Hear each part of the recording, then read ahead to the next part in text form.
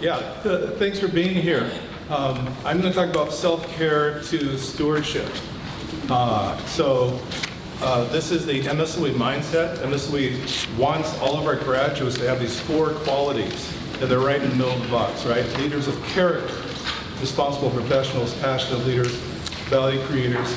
And there's a number of communities and parameters that feed that central goal.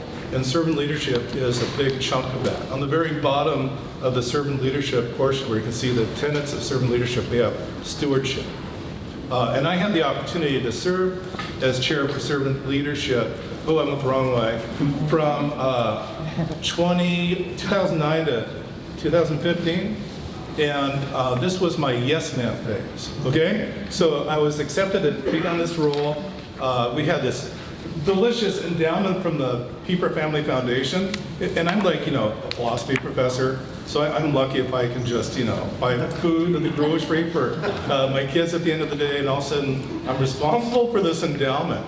And I thought, wow, we could have some fun. We could have a lot of fun doing some pretty crazy stuff for servant leadership, okay? But I didn't know what I was doing, right? I took the job because it was chair for servant leadership, right? I wanted to get chair. Does that make sense? I just picked 2011 out of all these reports. Every year we wrote a different report for the endowment. We did a lot of stuff in 2011. We sent students to Kenya to work on computer labs, feeding the inner city, doing projects for something, working with the Brady Corporation, giving presentations. I was so much thinner then. Doing work in the inner city. We built the Leaning Tower of Pisa out of Legos. Students going to China and receiving gifts for literacy, creating meals for people who are staying at the long McDonald's house. And I got to meet all of these students, right? And I learned very quickly that we enable the students to have service opportunities and then to learn, to let them reflect on and ruminate on what you learned from service and then repurpose that in leadership roles. We did some more stuff. Some more stuff, right? And more stuff. And it just kept going and going and going. Anyway, I did this for 6 years. And I reached a point of compassion fatigue. I didn't know what compassion fatigue was at the time. The physical, emotional, and psychological impact of helping others, often through experiences of stress or trauma. And boy, that was a great time of my life, but I had no self-regulation, right? It was like, how can we do more? Because we had so much opportunity to do stuff. And so many students who are just willing, right? I remember I asked Deanna, would you want to go to Kenya with some students? And she kind of hemmed and hawed for a little bit. And then Deanna goes to Kenya, and she's transformed. She comes back a different person. And all of these students, right? And all of this transformation, because people are doing stuff. But I wasn't taking care of myself in the process. Through a series of events that were beyond my control, I stepped down as chair for servant leadership. I became dean of students, and that completely wiped me out, because if there's one job on this campus I'm not designed for, it's being dean of students, because I'm a hardcore introvert. So I told my wife, I need to go on a bike ride. So she's like, yeah, get out of here. So I shipped my bike to Seattle, and I biked back to Milwaukee. I was born in Seattle. It's where my family lives, and I live here in Milwaukee. So I rode my bike, and I wrote, because these are the 2 things that feed me the most. Well, my wife. If I didn't say my wife, I'd get in trouble. So, because this is recorded.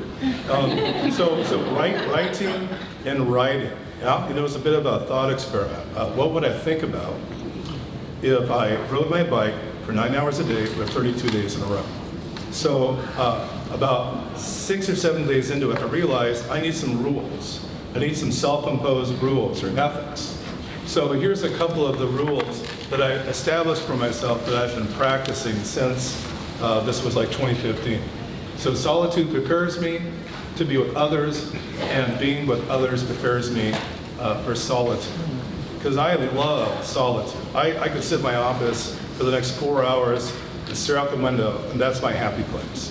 But it's great because it's completely cost effective. But that's what feeds me, right? Then I go and I teach a group of students, and that takes 15 minutes, and then I go sit in my office for another couple of hours and try to recover from all that human interaction. So I've learned this about myself. Also, my wife, Sue, she comes first, and then the kids, right? If we're going to be good parents, we better take care of each other. And then my students, right? You guys in back, right? Joey, and then everyone else, right? So I'm sorry, but you're everyone else, right? Because if I'm going to be my A game, I got to make sure I'm taking care of my students and my kids and my wife. And that's how I take care of myself. But I got to make that priority. Yum, yum, yum? Yeah. And then the platinum rule. So yeah, the golden rule, right? Do unto others as you would have them do unto you, right? But I put a spin on it, right? Do unto others as a way of doing unto oneself. So I want to take care of the people in my community. I want to be a resource, but I don't want to burn out, right? I don't want to go through another one of those experiences where it takes me years to recover. And I think this is a common experience in our hyper-stimulated culture. So I wrote a book while I was riding across the country, and this is the gift I wanted to offer you. I love writing so much, and it was such a gift to go on this trip.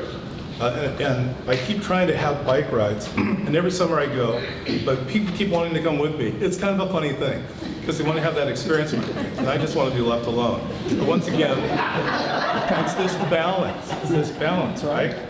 Spending time alone and preparing myself to spend time with others so I can be a resource for the people in my community. Thank you very much.